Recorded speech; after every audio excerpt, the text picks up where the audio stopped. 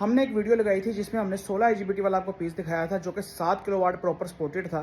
तो उस पर हमें काफ़ी क्वेरीज आई, वो वीडियो काफ़ी वायरल हुई और उसके हमें बहुत सारे ऑर्डर भी रिसीव हुए।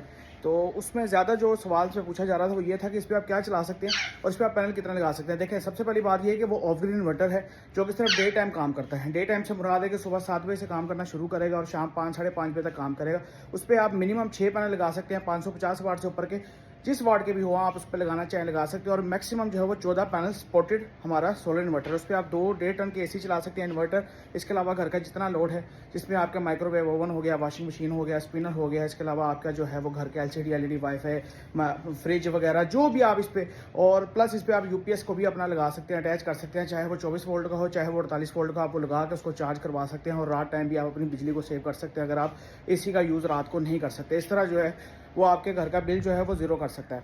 इसमें मैं आपको एक और बात बताता चलूँ कि इसके अंदर 2 ऑप्शन अवेलेबल हैं। अगर तो आप 1.5 टन का एक AC चलाना चाहते हैं फिर तो बगैर वापडा शेयरिंग के भी हमारा जो इन्वर्टर है वो उसको चला देगा, चल जाएगा। लेकिन अगर आपने एक ही टाइम पे 2 AC चलाने हैं तो फिर आपको वापडा शेयरिंग वाला इन्वर्टर लेना पड़ेगा, जिसमें वापडा शेयर साथ होगा जो कि टार्क लोड को बर्दाश्त करेगा। और अगर आप मैनेज करके चलाना चाहते हैं, अगर आप एक AC ऑन करते हैं, उसके एम्पेयर जब 2-2.5 एम्पेयर पे आगे स्टेबल हो जाते हैं और तब दोबारा दूसरा AC ऑन करते हैं तो तब भी आपको वापडा शेयरिंग की जरूरत नहीं पड़ेगी। इस तरह की मजीद वीडियोज़ के लिए आप हमें फॉलो कर लें। ऑर्डर करने के लिए आप रब्ता कर सकते हैं 0305 40 32 416 पर।